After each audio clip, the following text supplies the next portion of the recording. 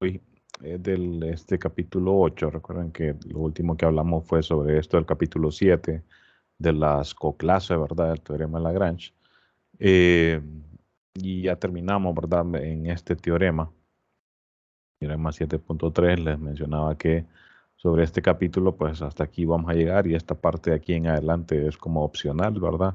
No la necesitamos para avanzar a los siguientes temas, entonces pues la vamos a saltar, no porque no sea importante, ¿verdad? De hecho, estas ideas eh, se utilizan en conceptos más avanzados relacionados con grupos, pero como les digo, no es obligatoria para avanzar, ¿verdad? Entonces la vamos a saltar. Nos vamos a ir entonces al capítulo 8, ¿verdad? Este capítulo, fíjense, lo que presenta es algo que se llaman productos directos. Y aquí hablan específicamente de productos directos externos, como queriendo decir de que también se habla de productos directos internos y de hecho, pues sí. Eh, Fíjense que por razones qué sé yo, por la forma en que se estudian los conceptos aquí en estructuras algebraicas, en álgebra, muchos conceptos que les damos otros nombres de repente en otras áreas, aquí se les pone algún nombre en particular. Y pues hay sus razones, ¿verdad? Para que sea de esta manera. De hecho, fíjense que acá a lo que vamos a llamar producto directo externo, de hecho, fíjense que estos conceptos de esta sección los traigo aquí en una presentación para hablar, para avanzar un poco más rápido. Eh, Fíjense, si ustedes observan esta definición, que es la definición de producto directo externo, dice, sean G1, G2 a Gn grupos, ¿verdad? El producto cartesiano de los grupos G1 a Gn se denota de esta manera y está definido así, ¿verdad? De hecho, aquí yo en la definición pongo producto cartesiano. ¿Por qué? Porque a lo que se le llama en el libro producto directo externo realmente es un producto cartesiano de grupos, ¿verdad? Se le llama externo porque, vaya, la palabra de directo pues, es una especie de adjetivo ahí que realmente no sé históricamente por qué se utiliza. Pero lo de externo es porque estos grupos G1, G2, Gn pueden ser cualquier grupo, ¿verdad? Y no debe haber ninguna relación entre sí. Más adelante que por lo menos veamos la definición de producto directo interno, ahí vamos a ver que lo de interno viene porque solo se va a hacer con subgrupos de un grupo y entonces solo se está trabajando con subconjuntos de un conjunto, ¿verdad? Y como que tiene sentido el adjetivo de interno y pues acá externo como para indicar de que no importa qué grupos sean estos G1, Gn, ¿verdad? Pero si se fijan, la definición son eneadas, ¿verdad? Como las de Rn, por ejemplo, ¿verdad? Y entonces, de hecho, pues normalmente está más rápido decir producto cartesiano que producto directo externo. Y entonces vamos a decir así, producto cartesiano, ¿verdad? Solo que, claro, pues, como nos estamos basando en el libro, ¿verdad? Aquí en el libro pues hablan de producto directo externo, ¿verdad? Entonces, con eso pues se refieren, si se fijan aquí en el capítulo, perdón, pues se habla mucho de las eneadas, ¿verdad? Pues precisamente es lo mismo, ¿verdad? Que el producto cartesiano que nosotros estamos acostumbrados ya a manejar, ¿verdad? O sea, el producto cartesiano nos lo presentan en muchas áreas, ¿verdad? De matemática, ¿verdad?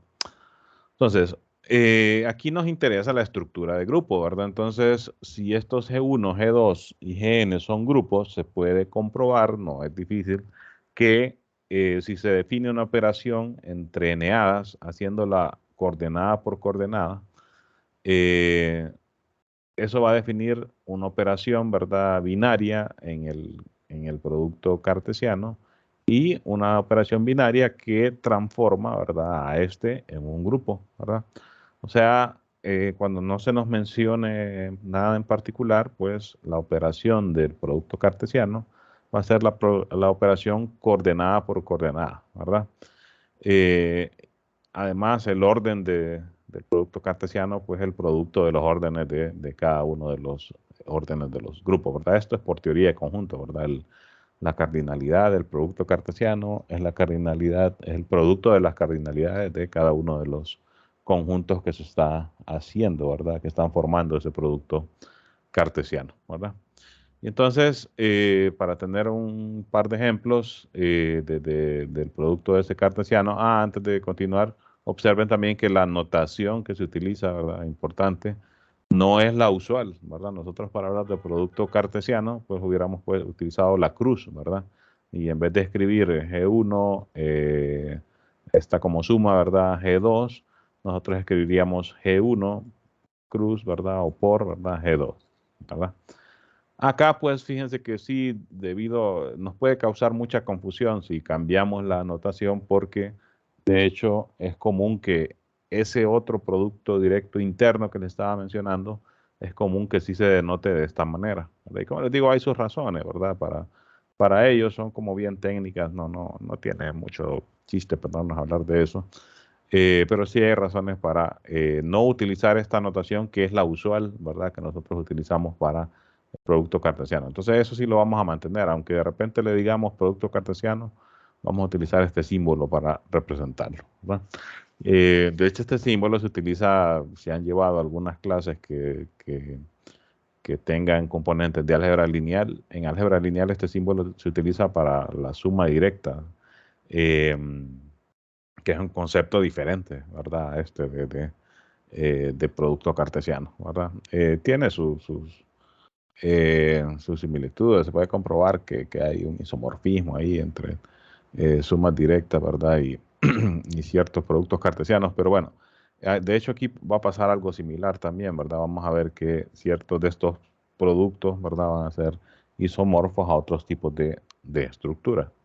Así que importante, ¿verdad? Que la notación que se utiliza para denotar el producto cartesiano es esta, ¿verdad? Algebraicamente, fíjense que esta igualdad no es necesariamente verdadera. Lo que estoy diciendo aquí es que realmente las operaciones estas son iguales. O sea, no tanto la igualdad, porque como les digo, ya vamos a ver que este símbolo se utiliza para otra cosa aquí en álgebra, ¿verdad? Eso es un poco incómodo, pero bueno, no es conveniente, fíjense, cambiar todo a lo que uno está acostumbrado porque de repente si ustedes llevan a estructura algebraica 2, ¿verdad? No necesariamente esa clase la van a tomar conmigo, pueden tomarla con otro profesor y el profesor utilizar otro libro, ¿verdad? Y pues ahí van a ver que independientemente del libro que uno utilice, esta es la notación usual que se utiliza para el producto cartesiano en estas áreas de álgebra, ¿verdad? Y como les digo, pues si uno estudia un poco más, por ejemplo, si agarran eh, alguno de los otros libros que les puse en la bibliografía, creo que aquí les puse la información de la clase. Déjenme ver cuáles les puse aquí. El de Dumit. Este de Dumit, por ejemplo, si ustedes lo bajan y lo gean, pues ahí van a ver que hay algunos conceptos que no aparecen en este libro que estamos utilizando nosotros de Galian. Y entonces es un poco más avanzado, podríamos decir, este libro de Dumit que el de Galian, ¿verdad? Y ahí pues van a ver que si ojean más, por lo menos ojear, no necesariamente es necesario leer, por lo menos ir a ojear a ver qué hay ahí. Y van a ver que hay algunas otras cosas que no aparecen en este libro, ¿verdad? Y pues el punto es que ahí también va a haber una parte en la que se habla de estos productos, ¿verdad? Y van a ver que se utiliza esta notación para él. E incluso, si no me equivoco, hay un libro que se llama, bastante famoso también de álgebra, que de hecho solo se llama Álgebra, el autor es Hungerford. Vamos a poner álgebra. De hecho, no sé si la estoy escribiendo bien. Sí, es de estos típicos libros amarillos de Springer, ¿verdad? Todo lo que este libro, pues también se considera más avanzado que el que estamos utilizando porque el libro es para estudios graduados, o sea, para maestría, doctorado, ¿verdad? Aunque tiene las partes básicas también, ¿verdad? O sea, tiene estas cosas que nosotros estamos viendo, pero tiene otras cosas más avanzadas también. Entonces, en ese sentido, pues es que es más avanzado, ¿verdad? Pero realmente se puede utilizar en una clase de pregrado, solo que teniendo el cuidado de no tratar de abarcar todo lo que está aquí, porque Este libro es como bastante denso, el contenido que tiene, ¿verdad? Déjenme ver si está aquí el índice. No. Bueno, pero sí, si ustedes lo buscan, es bastante famoso. También este libro no es difícil de encontrar así como el PDF, ¿verdad? Eh, y pues van a ver que también, si lo ojean, este libro tiene otras cosas que no tiene este que nosotros estamos estudiando. Pero ahí, pues, de hecho, creo que acá en este, si no me equivoco, explican un poco de por qué utilizar esta anotación para estos productos. Bueno, si no me equivoco, no recuerdo bien. Lo utilicé en maestría y me parece que por ahí estaba algo así. O no sé si eran este de Dumit que yo les puse ahí en la bibliografía, ¿verdad? Este de acá. No recuerdo, pero en alguno de ellos hablan un poco del por qué, ¿verdad? Déjenme ver, porque este también siempre menciona algunas notas históricas, ¿verdad? Por aquí no veo nada de eso. Vamos a ver al final, que al final el autor también suele mencionar cosas históricas. Aquí solo habla de aplicaciones y no, aparentemente no. Ok, pero bueno, como les digo, hay su historia, ¿verdad? Para que se utilice este símbolo como suma para esos productos cartesianos, ¿verdad? Entonces, más bien, para escribirlo bien, estaríamos diciendo que el símbolo ¿verdad? O la operación binaria, ¿verdad? Esta es igual a la operación binaria que nosotros estamos... de hecho, no es correcto llamarle operación binaria, sino pues el símbolo simplemente que utilizamos para el producto cartesiano. Aquí lo estamos utilizando ¿verdad? Eh, entonces es más una cuestión de notación, ¿verdad? De cómo se escriben las cosas. Como les digo, eso es un poco tedioso, pero pues ni modo, así es. Eh, les decía aquí que íbamos a hacer algunos ejemplos, ¿verdad? Me extendí con eso de la notación. Por ejemplo, digamos que tengo alguno de nuestros grupos conocidos, Z3, por ejemplo, y hacemos entonces el producto directo o producto cartesiano con algún otro grupo. ¿Cuál puede ser? Cualquiera, ¿verdad? Por ejemplo, vaya, no lo combinemos así, no lo hagamos muy loco. Z3 con Z4, ¿verdad?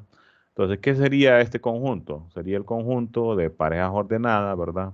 Podríamos llamarle N y M, ¿verdad? Donde la N es un elemento de Z3, ¿verdad? Y la M es un elemento de Z4, ¿no? Y cómo funciona la operación para que esto sea un grupo, ¿verdad? Como decíamos ahí anteriormente, funciona coordenada por coordenada, o sea, yo tomo dos elementos de acá, por ejemplo, NM con otro, ¿verdad? PQ, por ejemplo, ¿verdad? Y entonces la operación funciona primera coordenada con primera coordenada. Bueno, las primeras coordenadas son elementos de Z3. ¿Cuál es la operación de Z3? Suma módulo 3. Bueno, entonces no nos conviene escribirlo como multiplicación, ¿verdad? Escribámoslo como suma. N más P, ¿verdad? Primera coordenada con primera coordenada. Fíjense, le voy a poner un subíndice aquí para indicar que es la suma módulo 3, ¿verdad? Y segunda coordenada con segunda coordenada, ¿verdad? M más, le voy a poner un subíndice aquí también para indicar que es la suma de Z4, o sea, la suma módulo 4, ¿verdad? M con Q. Y entonces, por ejemplo, si yo hago la pareja 1,2, ¿verdad? Operada con la pareja, qué sé yo, 2,3, ¿verdad? Entonces lo que hago es 1 más 2, módulo 3, sería 0, ¿verdad? Y 2 más 3, 5, módulo 4, 1, ¿verdad? Entonces, fíjense, para la primer elemento hacemos módulo 3 porque el primer grupo es Z3 y para la segunda coordenada, ¿verdad? Para la segunda componente hacemos módulo 4 porque el grupo aquí, el segundo es Z4, ¿verdad? Y similar, ¿verdad? Podríamos hacer, por ejemplo, el producto de Z3 con Z4 con Z5, qué sé yo, con 10 veces, ¿verdad? Hacer 10 productos. Y sería similar, ¿verdad? Primera coordenada con primera coordenada, segunda con segunda, etcétera, ¿verdad? Lo otro que podemos hacer también es hacer el producto directo, por ejemplo, RN, ¿verdad? De hecho, sería un ejemplo. de un grupo de estos, ¿verdad? Porque Rn, pues ya sabemos, es el conjunto de n-hadas, ¿verdad? Visto como conjunto, ¿verdad? Donde cada una de ellas es un elemento de R, ¿verdad? Entonces, para verlo como grupo, pues tomaríamos a los reales, ¿verdad? Con la suma, que es la operación usual, ¿verdad? Para ver R como grupo. Y entonces, Rn, de hecho lo habíamos mencionado como ejemplo también de un grupo, ¿verdad? Estaba en aquella tabla de grupos importantes, ¿verdad? Que estaba aquí en el capítulo de grupos al inicio. Déjenme buscarla ahí rapidito. Si no me equivoco, aquí estaba, ¿verdad? Sí, aquí está. Rn, la operación es la suma componente por componente, ¿verdad? Y entonces ese de hecho es un ejemplo, ¿verdad? De uno de esos productos, ¿verdad? Sería el producto de R con R, n veces, ¿verdad? Y la operación funciona componente por componente, coordenada por coordenada, ¿verdad? Eh, así que este también, ¿verdad? Funciona como un ejemplo de un producto de eso, ¿verdad? Ahora, aquí digamos que hay una cierta relación entre Z3 y Z4. Estábamos diciendo aquí esos grupos que están en la definición del producto pueden ser cualesquiera. Entonces puede ser una cosa tan loca como, vamos a hacer el grupo especial lineal de matrices de 2 por 2, ¿verdad? Con componentes en R, ¿verdad? Producto con, qué sé yo, D4, ¿verdad? Producto con S3. ¿Hay algún problema con hacer esto? No, ¿verdad? Estos son 3 grupos, ¿verdad? Es lo único que nos interesa. Son 3 grupos, ¿verdad? Y entonces este producto estaría formado por terna, ¿verdad? Un elemento que va a estar aquí en estas matrices, entonces escribámoslo así, ¿verdad? Una matriz de esas, llamémosle, qué sé yo, A, B, C, D, ¿verdad? La primera componente es una matriz. La segunda componente, pues, es una de los elementos de D4, ¿verdad? Que eran aquellas rotaciones y reflexiones. No tenemos una notación particular, pues llamémosle X, ¿verdad? A una de las de aquí. Y S3 es aquel grupo de permutaciones, ¿verdad? Y entonces llamémosle alfa, ¿verdad? En general a una de ellas de S3, ¿verdad? Tal es que esta matriz es un elemento de aquí, ¿verdad? A, B, C, D. Eh, está acá. De hecho, podemos poner directamente la condición, ¿verdad? Si recuerdan, las matrices acá eran las que tenían determinante 1, ¿verdad? O sea, A por D menos B por C era igual a 1. Tal que esta X, ¿verdad? Es un elemento de 4, ¿verdad? Y tal que esta alfa es un elemento de S3, ¿verdad? Una permutación de S3. Entonces, por ejemplo, aquí podríamos hacer una operación como, ¿verdad? Bueno, la matriz, por ejemplo, identidad, ¿verdad? Con el X que sea pues un elemento de D4, por ejemplo, R90, ¿verdad? Y con alguna de las permutaciones de S3, por ejemplo, el ciclo 1-2, ¿verdad? El que manda 1-2, 2-1 y todos los demás, bueno, el 3-3, ¿verdad? Porque solo tenemos 3 elementos aquí. Este es un elemento de este grupo, ¿verdad? Y lo podemos operar, por ejemplo, con cualquier otro, ¿verdad? Otra matriz que tenga determinante 1, por ejemplo, 2, 0, 0, medio, por ejemplo, ¿verdad? Tiene determinante 1 también. Pongamos aquí R270, ¿verdad? Y como tercera componente, el ciclo 1-3, por ejemplo, ¿verdad? Entonces, ¿cómo hago la operación de estas dos ternas, ¿verdad? Bueno, la operación de las primeras componentes es la operación de este grupo, que era la multiplicación de matrices, ¿verdad? Entonces, esta es la identidad. Por esta me queda la segunda, ¿verdad? 2, 0, 0, 1 medio. R90 con R270 era de sumar los ángulos, ¿verdad? Si recuerdan. Entonces sería R360, o sea, R0, ¿verdad? Y la composición de el ciclo 1-2 con el ciclo 1-3, pues se hace como funcionaba esa operación, ¿verdad?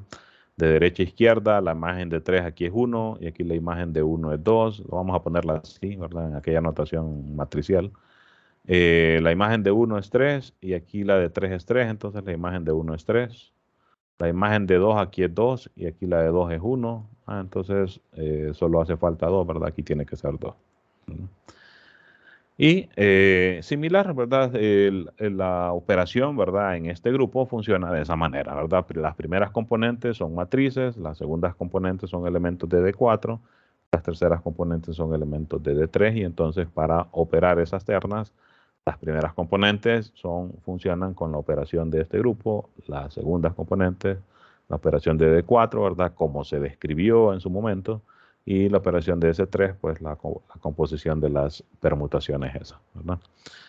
Entonces, fíjense, lo de externo, en el nombre que le dan aquí de producto directo externo, se expresa en ejemplos como este, que los grupos que se consideran no tienen que tener ninguna relación en particular, ¿verdad? Pueden ser cualquiera y con tal que sean grupos, pues se puede definir el producto entre ellos, ¿verdad? Y la operación se hace componente por componente, ¿verdad? Eh, el orden, por ejemplo, entonces de este grupo, ¿verdad? Sería este de orden 3, de orden 4. Entonces el orden de este grupo sería 3 por 4, o sea 12, ¿verdad? El orden de este grupo, bueno, como este es infinito, ¿verdad? Entonces ya automáticamente van a haber infinitas de esas componentes, ¿verdad? Este finito, este también, pero este es infinito, ¿verdad? Hay infinitas matrices con determinante 1, entonces el orden de este grupo es infinito, ¿verdad?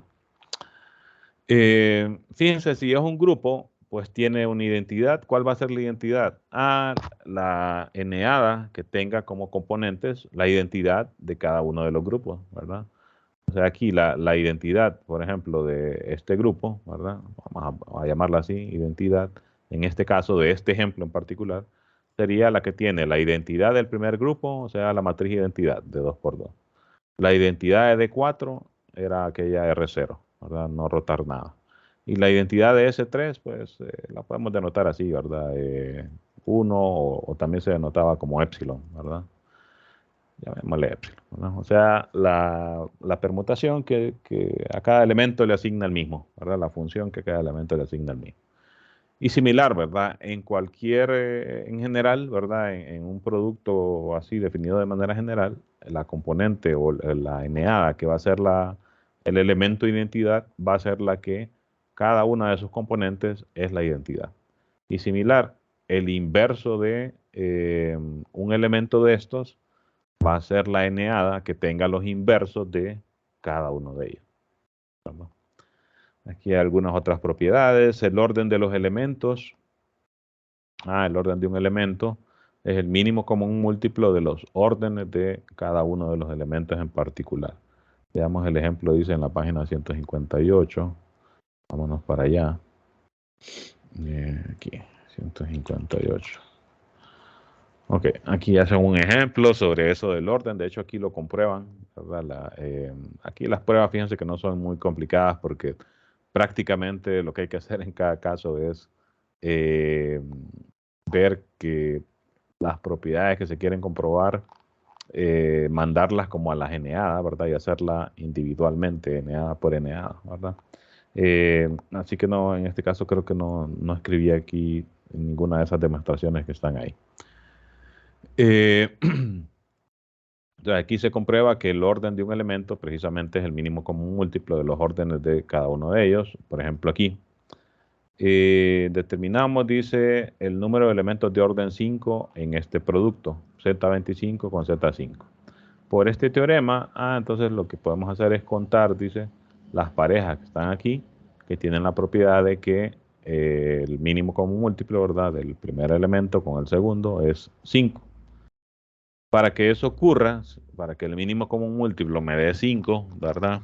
Tiene que ser que el orden de este y este sean 5, 1, este 5, este 1, o al revés, viceversa, este 5, este 1, o que ambos sean 5, ¿verdad? Si ambos son 5, pues el mínimo común múltiplo va a ser 5 también, ¿verdad? Entonces lo que dicen aquí, ¿verdad? Que el orden de A sea 5, el de B 1 o 5, ¿verdad? Que el orden de B sea 5 y el de A sea 1 o 5, ¿verdad? Entonces dice, bueno, consideremos dos casos que son mutuamente excluyentes. Que el orden de A sea 5 y que el de B sea 1 o 5. Entonces aquí fíjense, tenemos 4 opciones para A porque estoy en Z25.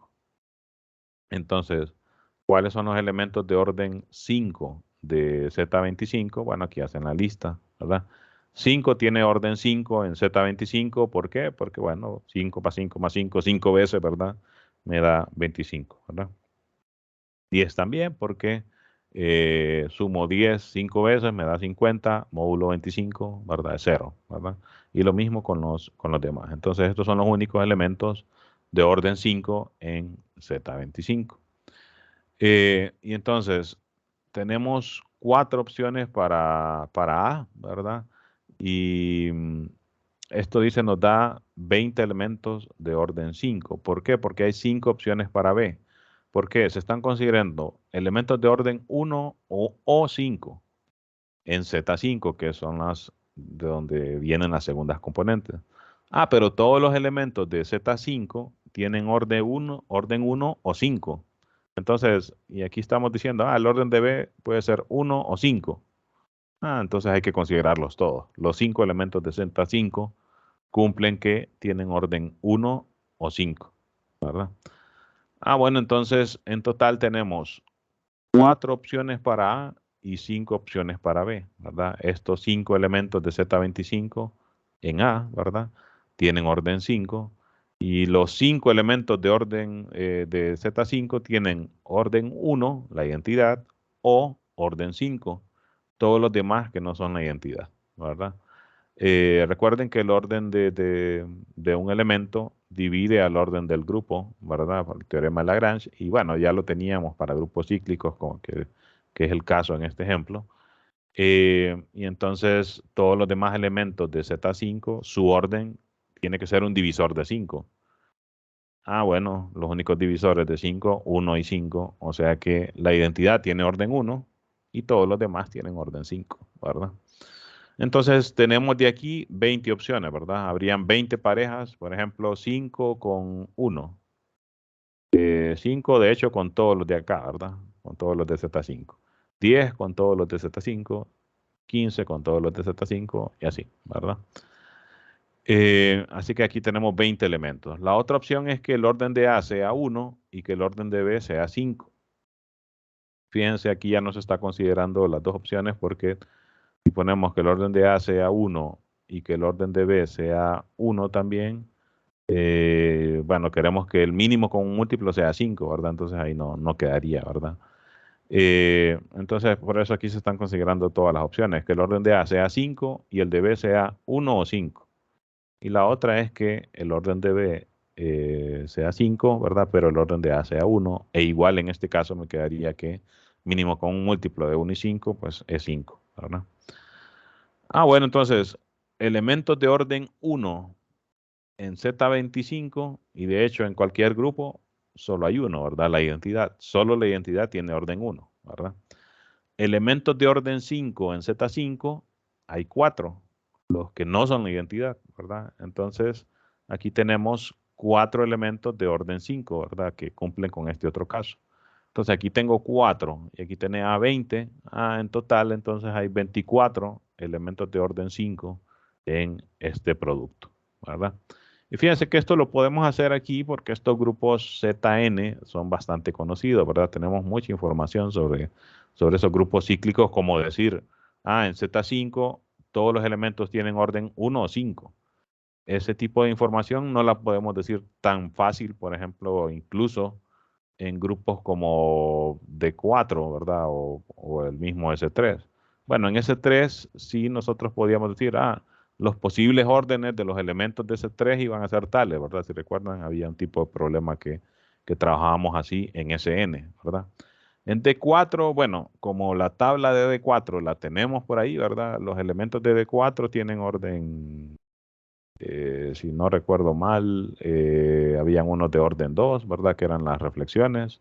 Y las rotaciones, había una de orden 2, que es R180.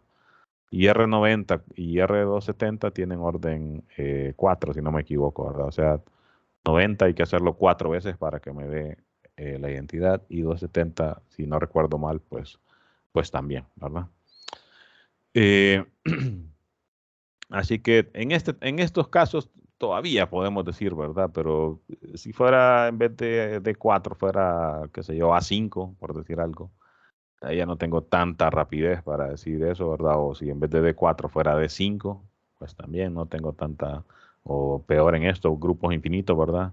De repente aquí, en este grupo infinito, hay elementos de orden lo que uno se imagine, ¿verdad? Voy a buscar un elemento de orden 5 y de repente lo puedo construir, ¿verdad?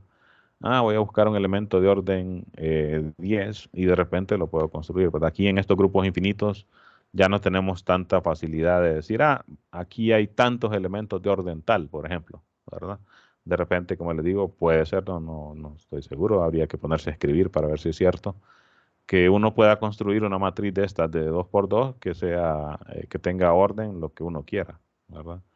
Eh, Esas son las matrices idempotentes que se le llaman, ¿verdad? Y si no me equivoco, esas matrices idempotentes tienen que ser así diagonales. No recuerdo, vamos a ver, vamos a googlear así rapidito. Matriz idempotente, ¿verdad? Eh, Vamos a ver si aquí dicen la forma, por cómo están definidas, tiene que ser bien particular, ¿verdad? Eh, lo que pasa es que aquí, además nosotros, a ver, el determinante de una matriz idempotente da como resultado 0, 1. O sea que sí forma parte de este conjunto de matrices, ¿verdad? Que tienen determinante 1. Eh, pero no dice específicamente la forma, tiene que ser tal. Bueno, en las de 2 por 2 tendría que ser así, con esta condición. Ya decir la forma, pues está complicado, pero la cosa es que de repente habrían muchas matrices que, por ejemplo, de 2 por 2 que cumplen con esto, ¿verdad? Que sean de esta forma y que tengan esta condición, ¿verdad? Y además se puede probar que tienen que tener determinante 0 o 1, ¿verdad? Bueno, o sea, probablemente sí, ¿verdad? Aquí en este grupo se puedan construir matrices del orden que uno quiera, ¿verdad? Pero bueno, no recuerdo mucho de esas propiedades de matrices. Se han llevado algo como álgebra lineal numérica recientemente o algo así. Puede ser que tengan alguna propiedad de esas ahí en mente, ¿verdad? Eh, ok, ¿qué más? Continuemos ahí con las propiedades. Fíjense, si G y H son grupos cíclicos, entonces el producto también es cíclico, perdón. Sí y solo sí, el orden de G y el orden de H son relativamente primos. El producto de G con H, cuando G y H son cíclicos, o sea, prácticamente es como decir si es algún Zn, es cíclico, o sea, es otro Zn, sí y solo sí, el orden de G y el orden de H son relativamente primos. Entonces, quedémonos más con los resultados. Como les digo, las pruebas aquí, si no me equivoco, no hay ninguna prueba así que sea muy loca aquí. Déjenme ver, o así, ojearlo rapidito, ¿verdad? No. De hecho, aquí la presentación del capítulo es más así como se las estoy dando, que es más entendiendo las propiedades que se tienen, ¿verdad? Entonces, esa dice, por ejemplo, ¿será que este Z3 con Z4 es un grupo cíclico? Bueno, es el producto de grupos cíclicos, entonces uno pensaría así, ¿verdad? Que siempre. Pero según ese teorema, no siempre, ¿verdad? En este caso sí, porque 3 y 4 son relativamente primos, entonces se cumple la condición de esa propiedad, ¿verdad? Entonces, este sería un grupo cíclico. Estudiémoslo un poco más, Z3 con Z4. Si es cíclico, es porque tiene que tener algún generador, ¿verdad? Bueno, ese paréntesis no lo ocupo. Z3 con Z4, ¿verdad? ¿Cuál sería entonces un generador? Lo más seguro, fíjense, va a ser tomar un generador de Z3 y tomar un generador de Z4. Para decir, este va a estar generado por, de repente, entonces en este caso, los generadores siempre de Z3 y Z4, los más fáciles de escoger es uno, ¿verdad? Uno siempre es un generador de cualquier Zn, aunque recuerden que había un montón, ¿verdad? Todos los relativamente primos con n, ¿verdad? Pero bueno, no nos compliquemos, tomemos uno y uno. Y sí, ¿verdad? Esto va a funcionar porque si yo tomo una pareja cualquiera de las que están aquí, por ejemplo, la pareja 2,3, ¿verdad? 2 en Z3, 3 en Z4, ¿verdad? Bueno, sí, esa yo la puedo escribir como, ¿cómo sería? 1, recuerden que el grupo cíclico por este elemento significa que cualquier elemento lo puedo escribir como potencia de uno de los que están aquí, ¿verdad? Entonces, ¿cómo escribiríamos este como potencia de este? El orden de este elemento, creo que por ahí sería la mejor forma de irse. Dijimos que el orden de un elemento aquí, ¿verdad? Era el orden del primero, el mínimo común múltiplo del orden del primero por el orden del segundo. Entonces, 2 en Z3 tiene orden 3, ¿verdad? 2 más 2, 4, más 2, 6, 6 módulo 3, 0. Entonces, el orden de 2 aquí es 3, ¿verdad? El orden de 3 en Z4 es 4, si no me equivoco, ¿verdad? 3 por 4, 12. 12 módulo 4 es 0, ¿verdad? O sea, la cantidad de veces que tengo que sumar 3, mínima, ¿verdad? Para que me dé un múltiplo de 4 es 4, ¿verdad? 3 por 4, o sea, 3 sumado 4 veces, ¿verdad? Me da 12, módulo 4 es 0. Entonces el orden de 3 es 4, ¿verdad? Entonces el orden de este elemento, ¿verdad? Sería el mínimo común múltiplo de 3 y 4, que como son relativamente primos, pues es el producto de ellos dos, ¿verdad? 3 por 4. Entonces seguramente esto hay que sumarlo 12 veces, ¿verdad? Para que me quede la identidad, ¿verdad? Porque fíjense, si solo lo hago 2 veces o 3 veces, ¿verdad? Que es el orden de la primera componente. Entonces, si yo sumo este elemento 3 veces, ¿verdad? Entonces 3 por 2, 6. 6 módulo 3 me da 0, ¿verdad? La identidad. Pero 3 por 3, 9. Módulo 4 es 1.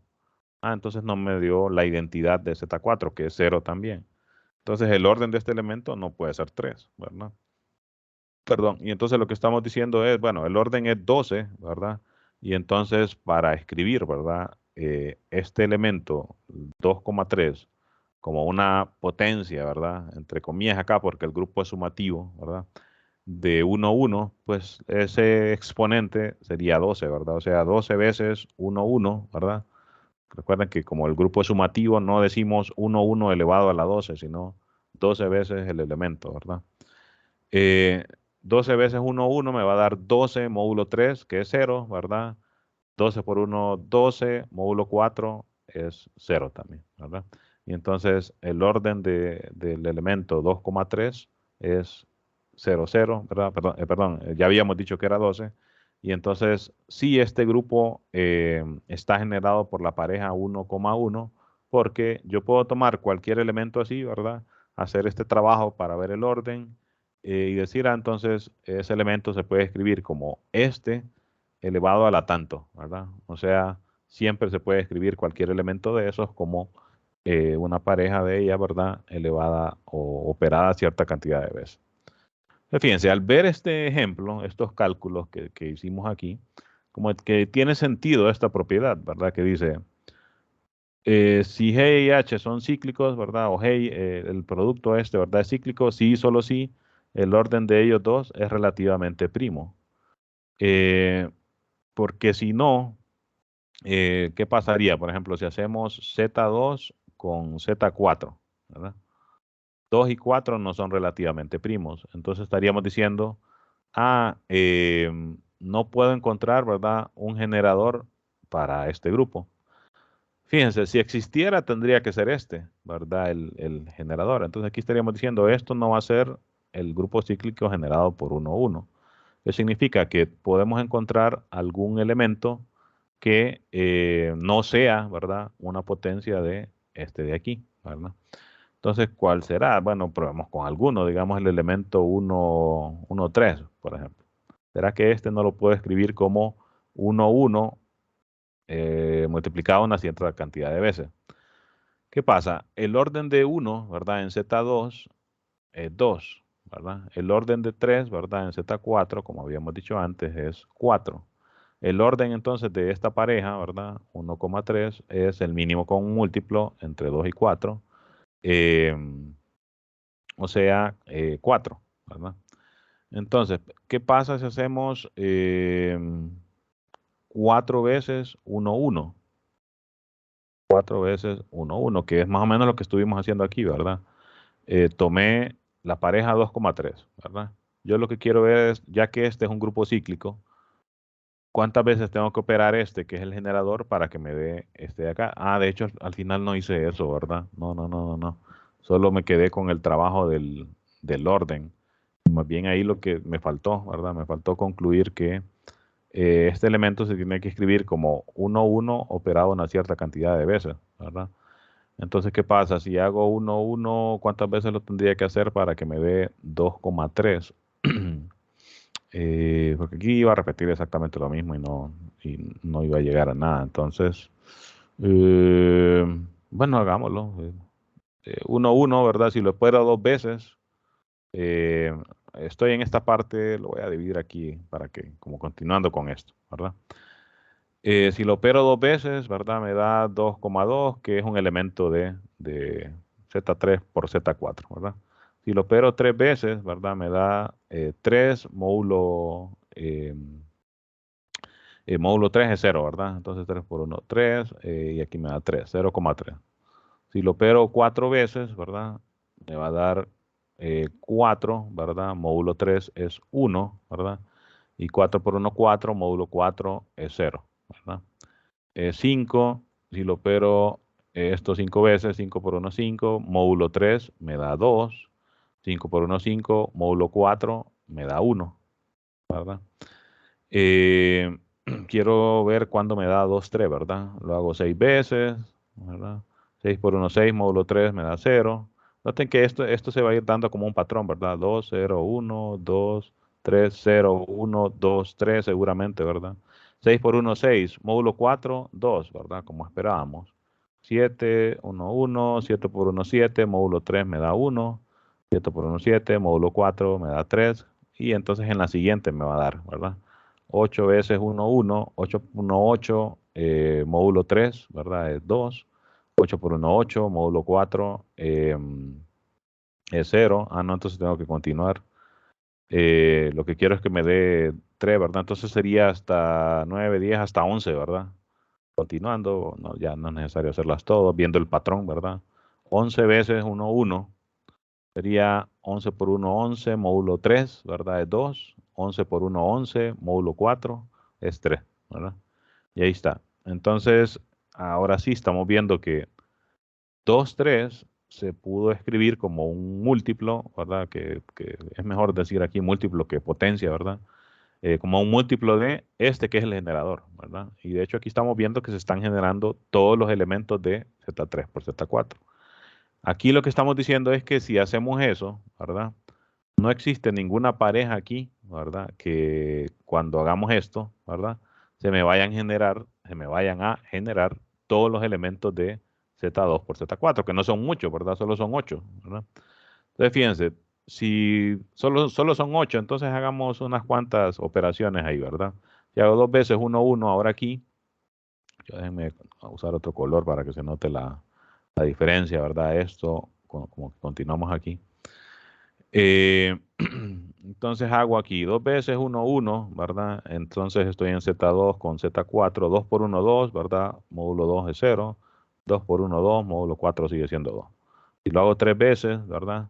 3 por 1, 3, módulo 2 me da 1, 3 por 1, 3, en Z4, pues así se queda, ¿verdad? 4 por 1, 1, ¿verdad? 4 por 1, 4, módulo 2 es 0. Aquí solo van a ir siendo 0, 1, ¿verdad? 0, 1, 0, 1. 4 por 1, 4, módulo 4 me da 0, ¿verdad? Eh, y fíjense que con esto, pero me quedó que 4 veces 1, 1 me da la identidad. Ya con esto podemos decir, no, definitivamente este grupo no es el generado por 1, 1, porque este elemento 1, 1 tiene orden 4, ¿verdad? Y si este grupo estuviera generado por 1, 1, este elemento tendría que tener orden 8, porque este grupo tiene 8 elementos, ¿verdad? 2 por 4, ¿verdad?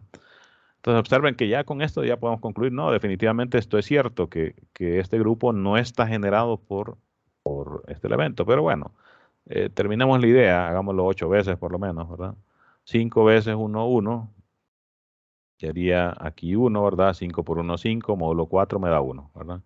6 veces 1, 1, ¿verdad?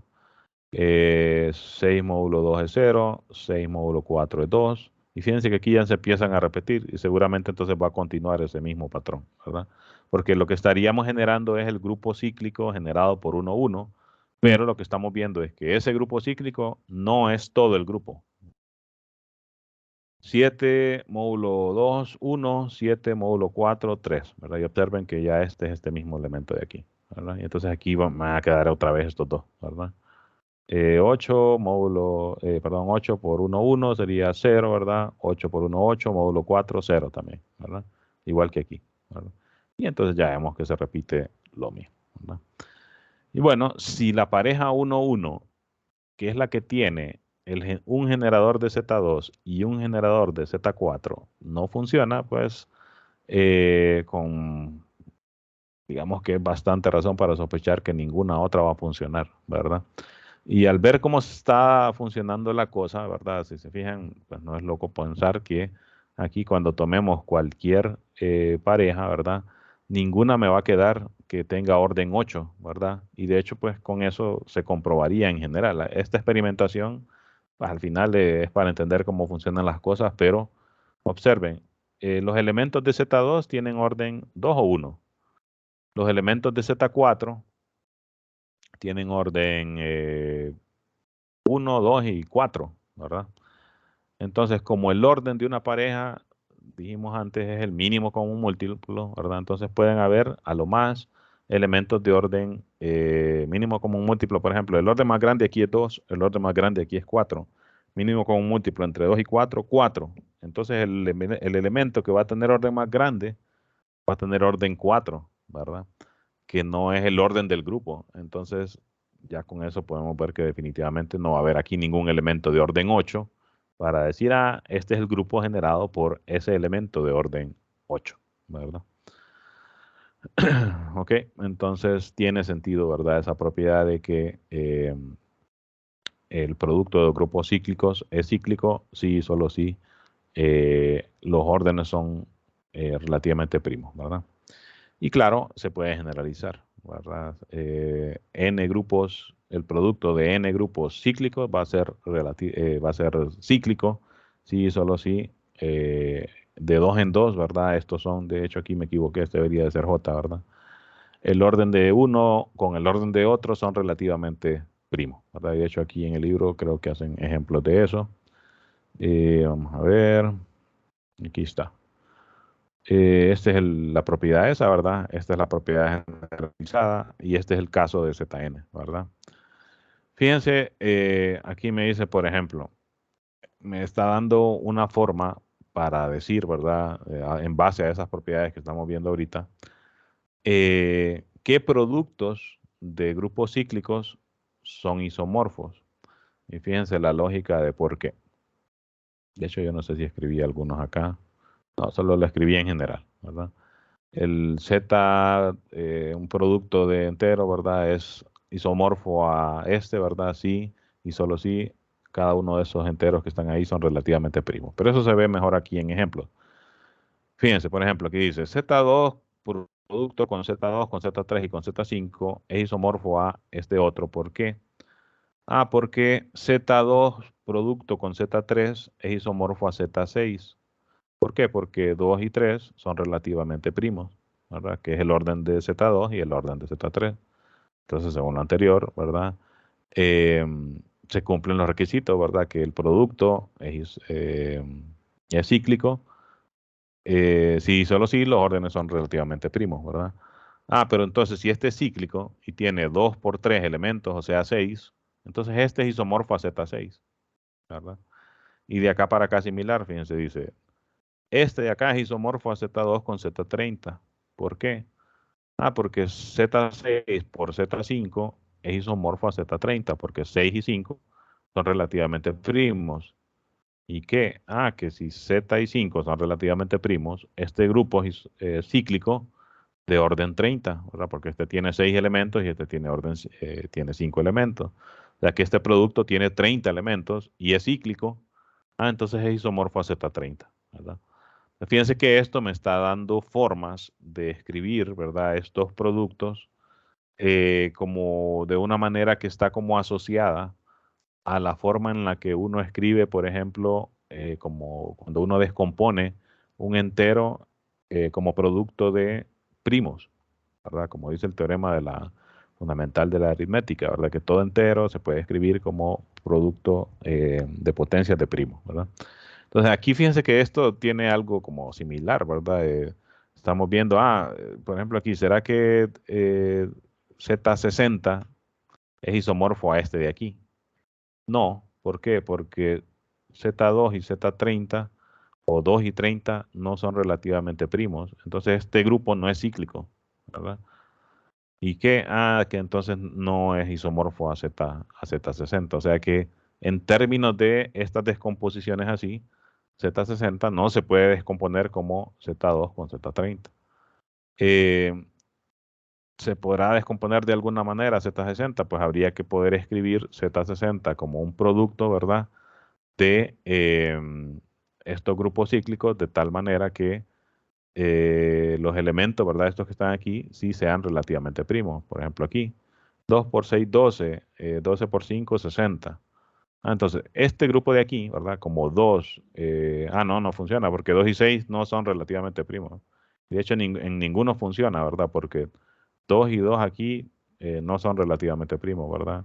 Y de hecho, pues, eh, no, estaríamos diciendo Z60 no hay forma de descomponerlo, ¿verdad? De tal manera que sea un producto de grupos cíclicos, ¿verdad?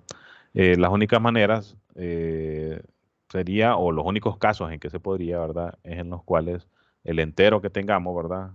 En este caso 60, se pueda reescribir como producto de otros dos enteros que sean relativamente primos, ¿verdad? Entonces aquí estaríamos diciendo como 60 no se puede escribir como una multiplicación de dos enteros que sean relativamente primos, entonces Z60 no se puede reescribir como un producto de grupos cíclicos, ¿verdad? Porque los órdenes siempre van a ser divisores de 60, ¿verdad? Entonces fíjense cómo se combina lo que uno sabe sobre enteros, ¿verdad? De cómo descomponer enteros en productos de primos, con esto de ver cómo se puede escribir, ¿verdad? Un grupo cíclico como producto de otros, ¿verdad? Y entonces, por ejemplo, 2 por 15 es 30. O sea que Z30 sí se puede escribir como un producto de dos o más, ¿verdad? Grupos cíclicos, que serían Z2 con Z15. ¿Por qué? Porque Z2, porque 2 y 15 sí son relativamente primos. O sea, porque 30 sí se puede escribir como producto de dos enteros que sean relativamente primos. 2 por 15, 6 por 5 también funciona, ¿verdad? Entonces, observen que hay casos que sí, ¿verdad? Se va a poder y hay casos en los que no, ¿verdad? ¿De qué depende al final? De cómo sea la descomposición en primos del entero que tengamos en mención, ¿verdad? Ok, veamos qué más tengo aquí en resumen. Después pasan, fíjense, a hablar sobre algunas propiedades de estos grupos UN.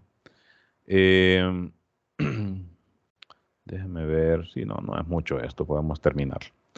Acá fíjense que primero, para describir lo que se va a hacer, porque lo que se trata de hacer aquí es algo similar que esto que se hizo con los ZN. ¿Verdad? Noten que al final esto, de cierta forma, se puede ver como una especie de clasificación de grupos cíclicos, en este caso, desde otro punto de vista, porque, por ejemplo, cosas que nosotros hemos dicho sobre los grupos cíclicos es, bueno, Z60, por ejemplo, tiene tantos subgrupos, eso lo podemos asegurar.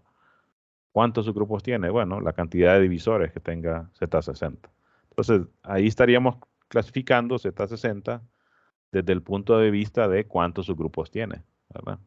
O cuántos elementos de orden tanto tiene, ¿verdad? Sería otra forma de decir, Z60 tiene tal propiedad. Aquí la propiedad como que lo clasifica, ¿verdad? Sería decir, bueno, Z60 se puede o no, ¿verdad? Descomponer como producto de otro grupo cíclico. Y aquí diríamos, no se puede porque Z60 no se puede, o 60, ¿verdad? El entero en sí no se puede descomponer como un producto, ¿verdad? De dos enteros que sean relativamente primos, ¿verdad? Entonces, tenemos algunos ZN para los cuales sí se puede hacer eso y tenemos otros para los cuales no, ¿verdad? Entonces, resulta que se puede hacer algo relativamente similar, ¿verdad? Con los grupos esos UN, solo que para hacerlo se tiene que definir un subgrupo de N de UN, ¿verdad? Bien particular. Recuerden que UN estaba formado por los enteros relativamente primos con N, ¿verdad? Menores que él, ¿verdad? Y con respecto, lo miramos como grupo con respecto a la multiplicación módulo N, ¿verdad? Entonces, fíjense, se define, ¿verdad? Este subconjunto de UN, U sub K de N, ¿verdad? Sí, así lo podríamos leer, U de N, U sub K de N, ¿verdad? Realmente aquí solo decimos UN, ¿verdad? Entonces aquí podemos decir U sub K N, ¿verdad? Eh, ¿Cómo está definido? Como los X que están en UN, tales que X módulo K es 1. Entonces, por ejemplo, en U20, ¿verdad? U20, pues, bueno, veamos cuántos elementos tiene. U20, los relativamente primos con 20, pues va 1, 3, siempre van los primos fijos, ¿verdad?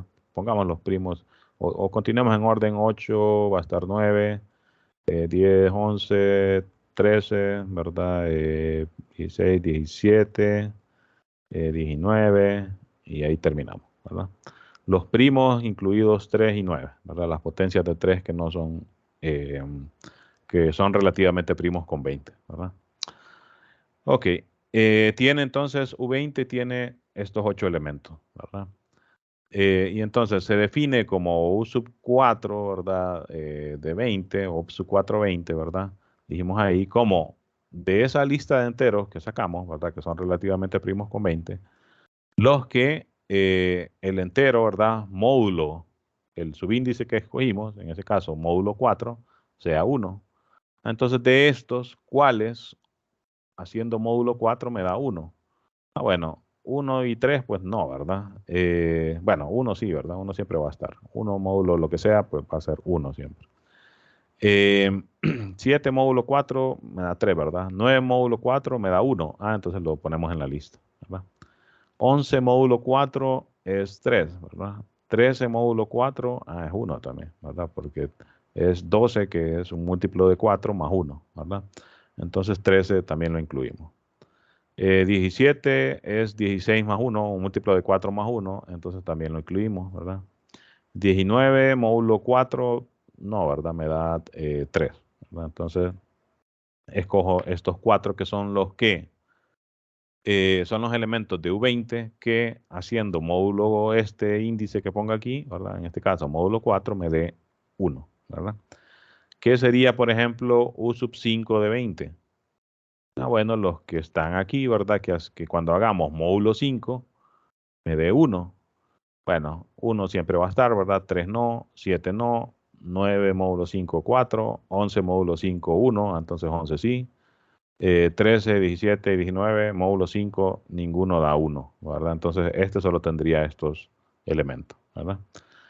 Y así, observen que podríamos hacer lo mismo con cualquier entero que pongamos aquí que sea menor que 20, ¿verdad? Para que tenga sentido. Si no, pues, si pongo aquí 21, pues no tendría chiste porque todos estos elementos módulo 21 van a estar ahí, ¿verdad? Y módulo cualquier entero que sea más grande que 20, ¿verdad? Entonces ese K ahí, ¿verdad? Para que tenga sentido, el K es, de hecho aquí lo toman como divisor de N, ¿verdad? O sea que le ponen más condición, que sea divisor del N, no que sea un entero cualquiera. Esta condición de que sea divisor, realmente fíjense que si no fuera, siempre podríamos hacer una lista así. Lo que pasa es que ese conjunto se puede comprobar que es un subgrupo, ¿verdad? Eh, y dice, eso estaba como ejercicio en el capítulo 3. Entonces, para eso, para que sea subgrupo, ahí sí es importante esa condición de que el K sea divisor de N, ¿verdad? Porque si no, no se van a dar las condiciones de cerradura para hacer un subgrupo, ¿verdad? Entonces, para que sea subgrupo, tomo divisores en este caso de 20. Entonces, aquí solo podría formar U10, ¿verdad? U2 de 20, U4 ya lo tengo, U5 también, U10 y ya, ¿verdad? U1, noten que U1 pues sería el mismo, ¿verdad? Porque hacer módulo 1 pues van a quedar todos igual, ¿verdad? O más bien módulo 1 como que no tiene sentido, ¿verdad?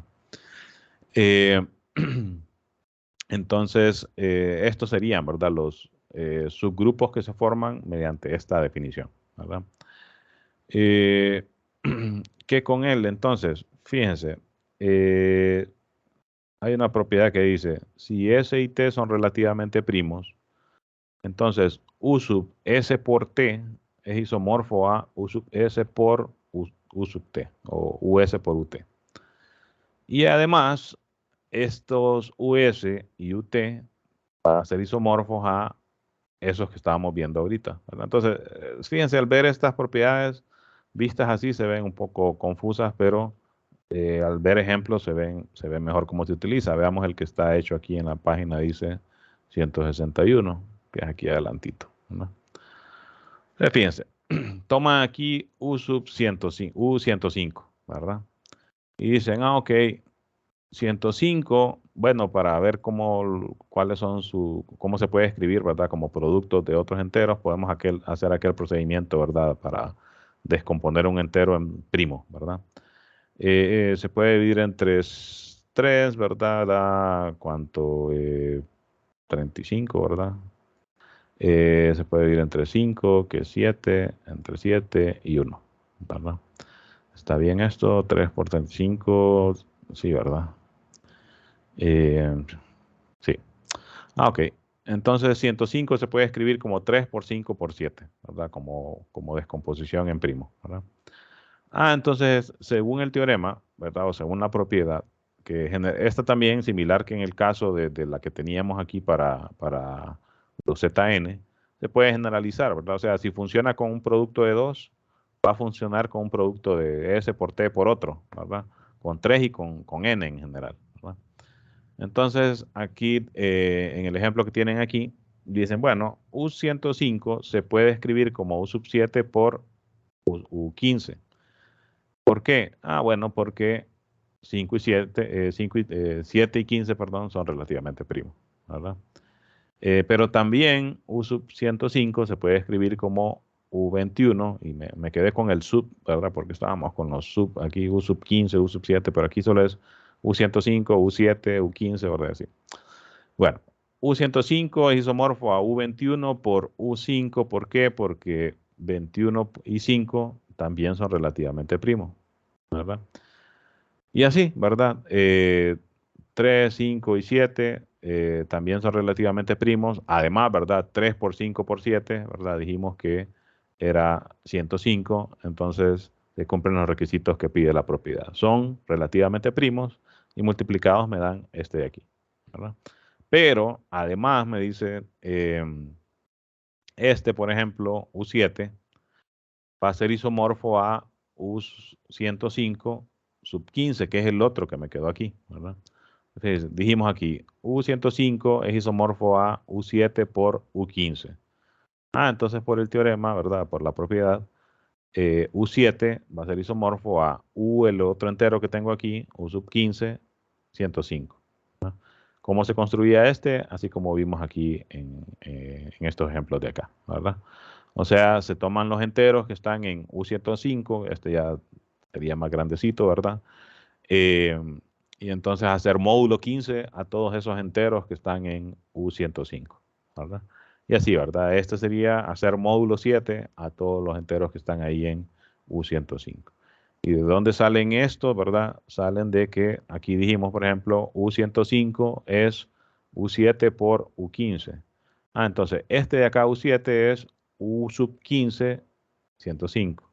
Y viceversa, este de acá, U15, es U sub 7, 105, que es lo que dice precisamente esta propiedad de aquí, ¿verdad? Fíjense, tengo US y entonces UT, que es el otro, ¿verdad? Es isomorfo a U sub S, ST, ¿verdad? Y en general, pues funciona igual, o sea, cuando el producto aquí es de más de 2 elementos, pues funciona de la misma manera. Entonces, en los otros casos, por ejemplo, acá, U3, bueno, como 5 y 7 son relativamente primos, U5 por U7 es isomorfo a U35. Entonces por eso aquí dicen, fíjense, U3 es isomorfo a U sub 35, 105. ¿Por qué funciona? Porque 5 y 7 son relativamente primos, ¿verdad? Entonces, fíjense, esto es lo que me da nuevamente, ¿verdad? Es una especie de forma de clasificar, ¿verdad? Ya en este caso, esos grupos UN, ¿verdad? Y esto lo podemos juntar con algunas propiedades que teníamos anteriormente, ¿verdad? Para decir cuáles de esos UN eran cíclicos, por ejemplo. Incluso aquí, ¿verdad? Se pueden juntar esas propiedades, ¿verdad? Que este teorema con otras propiedades de enteros. Y fíjense, se obtienen, por ejemplo, estas de acá, que también las saqué por aquí. U2 dice es isomorfo a 0, al grupo trivial, ¿verdad? U4 es isomorfo a Z2, o sea, es cíclico. Y U elevado a cualquier potencia de 2 es isomorfo a este otro, que este no es cíclico. Entonces aquí me estarían diciendo todos los U que son de una potencia de 2 no son cíclicos, ¿verdad? Porque este de aquí no es cíclico. ¿Por qué? Porque 2 a la n menos 2 con 2 no son relativamente primos, ¿verdad? Entonces, este grupo no es cíclico, ¿verdad? Por tanto, este tampoco, ¿verdad? Y fíjense que está diciendo también, para cualquier potencia de un primo, U de esa potencia, ¿verdad? Sí es cíclico y es isomorfo a este de acá, ¿verdad? Y dice aquí, veamos el ejemplo que está en la página 162, que es este de acá. Por ejemplo, U144, este es prácticamente el mismo que teníamos antes. Y fíjense, U3, ¿verdad? Que es un primo, ¿verdad? Es isomorfo a Z2. ¿Por qué? Bueno, según la propiedad, ¿verdad? U sub P a la N es isomorfo a esto de acá. Entonces, U sub 3 a la 1, que es U3, ¿verdad? Sería isomorfo a Z3 a la 1 menos 3 a la 1 menos 1, o sea, 3 a la 0, que es 1. Entonces U sub U3, ¿verdad? Sería isomorfo a Z2, sería, ¿verdad? Porque 3 a la 1, 3, menos 3 a la 0, que es 1, ¿verdad? 3 menos 1, 2. Entonces estaremos diciendo U3 es isomorfo a Z2. Por eso aquí dicen, bueno, este isomorfo a esto, ¿verdad? Se puede ver de la misma manera que dijimos antes, ¿verdad? 144 es 16 por 9. 16 y 9 son relativamente primos, entonces U144 es isomorfo a el producto de estos dos. Pero estos dos, U16, por ejemplo, en este caso, ¿verdad? 16 es una potencia de 2, entonces aquí hay una propiedad para potencias de 2. Entonces podemos utilizar esto, ¿verdad? 16 es 2 a la 4, entonces sería utilizar esta fórmula con n igual a 4. Aquí me quedaría 2 a la 4 menos 2, o sea, 2 a la 2, que es 4, sería Z4 por Z2, ¿verdad? Z4 por Z2, ¿verdad? Y un 9, bueno, 9 es 3 al cuadrado, un primo al cuadrado, una potencia de un primo. Y entonces aquí tenemos una propiedad para U de potencias de primo, ¿verdad? Entonces, estas fíjense que son propiedades, ¿verdad? Que son útiles nuevamente como para clasificar, ¿verdad? Por ejemplo, si recuerdan, como para combinarlo con lo que habíamos hecho en otra parte anterior. Habíamos dicho, ¿dónde fue? Creo que fue aquí en la parte de isomorfismos. Que había un teorema aquí relacionado con ZN. Era este de aquí. Los automorfismos de ZN son isomorfos a UN. Entonces fíjense que utilizando eso nuevo que acabamos de ver ahí, podríamos decir, estos automorfismos de ZN son isomorfos a estos y tal cosa, a estos y tal otra cosa. O sea que estamos dando como condiciones para que estos, por ejemplo, sean cíclicos, ¿verdad? Si resulta que estos automorfismos de ZN, perdón, son isomorfos a un N, que es una potencia de un primo, entonces es cíclico, ¿verdad? Si es una potencia de un primo par, ¿verdad? O sea, de 2, si es una potencia de 2, no es cíclico, ¿verdad? Salvo que sea 4, ¿verdad? Esa potencia de 2. Entonces, noten que es para dar información nuevamente sobre clasificar. Y si se pone a pensar, pues ya varias veces les he mencionado eso, ¿verdad? Que que mucho de la teoría de grupos se trata de eso, de clasificar. Y entonces estos resultados, ¿verdad? Estas propiedades van en esa misma línea, ¿verdad? De nuevamente clasificar, ¿verdad? Clasificar grupos. Y pues eso es lo que prácticamente, esa es como la función más bien, ¿verdad?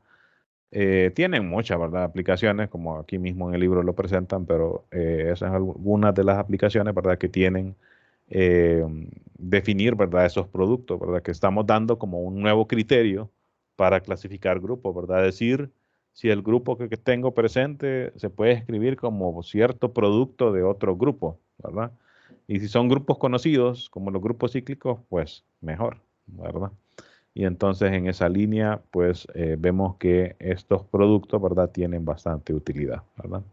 Como les digo, las demostraciones de estas propiedades que aparecen aquí, pues no son complicadas. Si se fijan, aquí no hay ningún teorema como de esos que dicen teorema fundamental de no sé qué, que tienen una prueba ahí que son largas y enredadas, ¿verdad? Aquí casi todo se prueba así rápido, ¿verdad? Estas propiedades de aquí creo que solo las mencionan, estas no las prueban, incluso creo que no las dejan ni como ejercicio.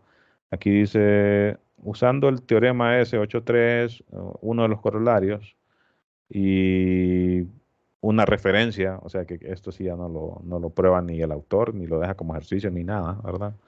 Se tienen estas propiedades, o sea que estas solo, el mismo autor solo las da como, ah, fíjense que estas son útiles, ¿verdad? Pero seguramente la prueba ya se sale de los objetivos de lo que estamos estudiando, ¿verdad? Déjenme ver qué dice esta referencia 2, página 23. Vamos a ver. Aquí al final está 2. Es una cuestión de teoría de números, ¿verdad? Entonces, si nos pusiéramos a ver eso, bueno, seguramente incluso alguna prueba de esas puede ser que sea muy larga, ¿verdad? Y pues nos enredaríamos en eso, ¿verdad? Entonces, probarlas, dice, se puede encontrar en este artículo de problemas resueltos y no resueltos en teoría de números. Habría que buscarla a ver qué tan complicado es. Déjeme googlearlo rápido. Hay veces que son cosas básicas, pero no siempre. Vamos a ver este menú de Teams aquí. Yo creo que ustedes no lo ven en pantalla, pero siempre me estorba. Vamos a ver, aquí está, aparece. Ok, eso lo que quiero ver es qué tan avanzado es es un libro realmente, entonces no es un artículo. Ah, no, bueno, si es un libro, probablemente empiece con cosas básicas y después vaya avanzando ahí a cosas más complicadas, ¿verdad? O sea que sí, probablemente no sea tan enredado. Déjeme ver qué página decía ahí.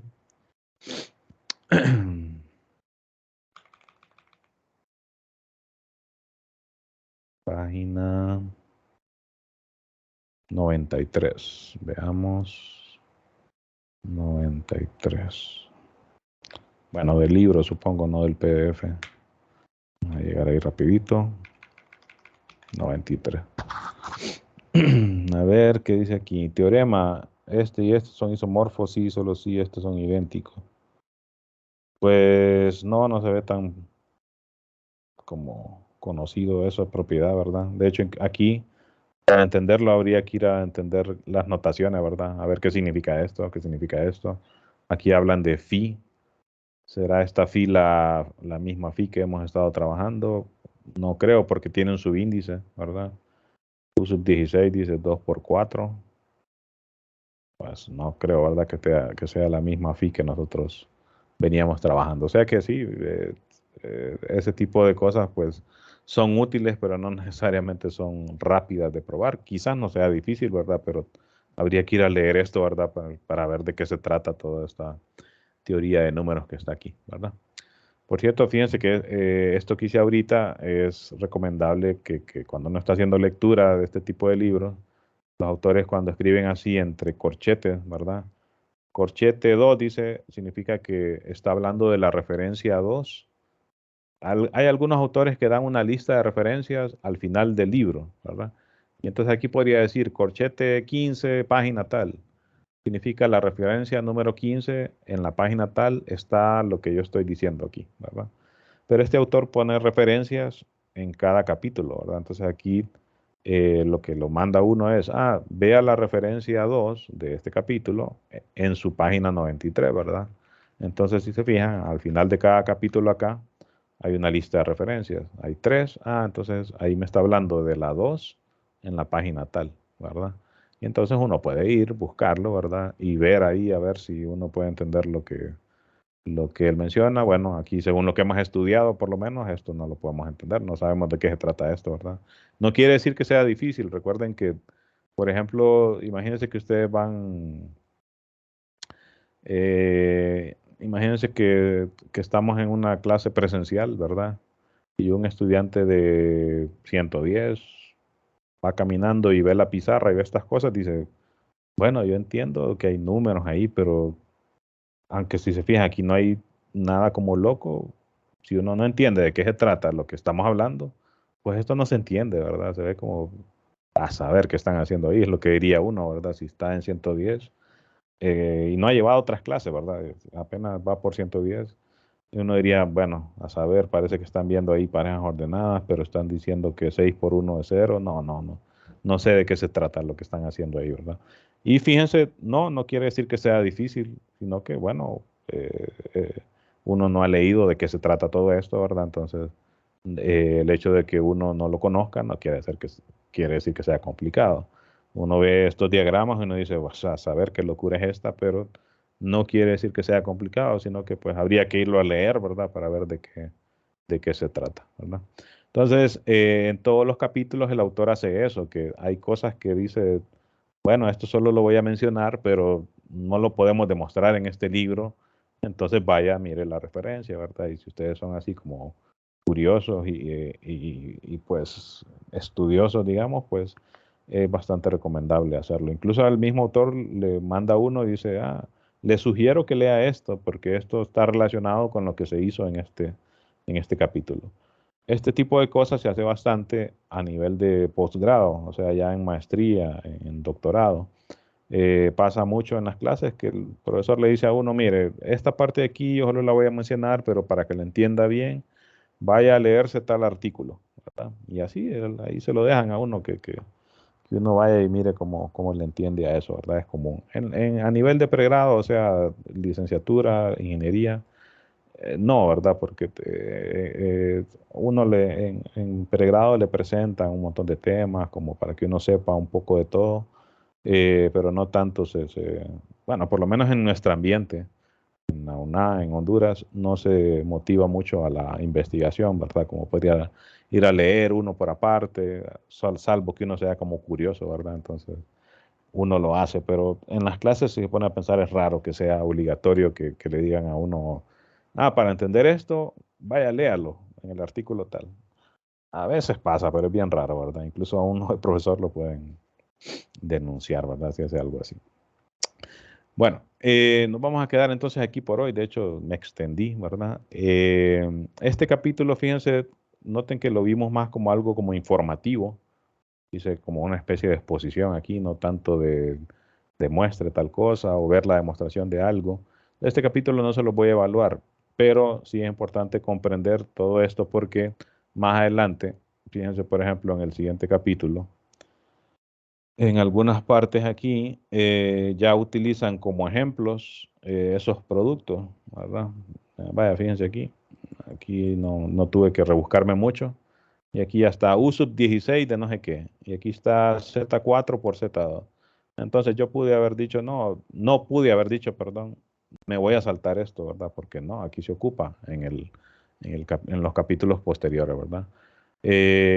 Y cuando me salto algo es porque no se ocupa más adelante, ¿verdad? Pero este tipo de cosas, pues yo ya sé que si las ocupamos después, entonces, aunque no se las vaya a evaluar, pues se las presento para que entendamos después lo mismo, ¿verdad?